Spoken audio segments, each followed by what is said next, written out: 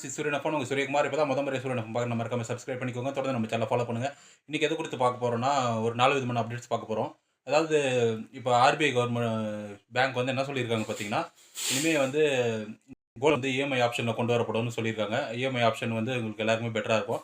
அதை பற்றி நீங்கள் பேங்க்கில் போய் விசாரிச்சுக்கலாம்.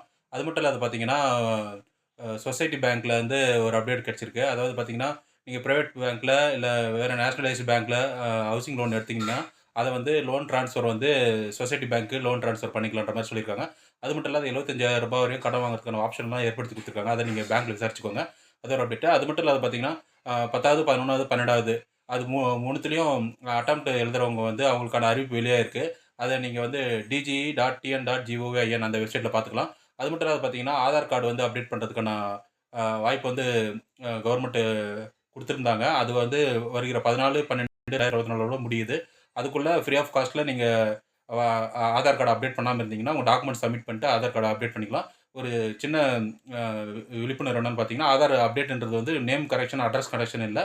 நீங்கள் டாக்குமெண்ட் சப்மிட் பண்ணி அப்டேட் பண்ணணும். ஓகே ஃப்ரெண்ட்ஸ், தொடர்ந்து நம்ம சேனலை ஃபாலோ பண்ணுங்கள். மறக்காமல் இந்த விஷயங்களை உங்கள் ஃப்ரெண்ட்ஸ் அண்ட் ஃபேமிலிக்கு ஷேர் பண்ணுங்கள்.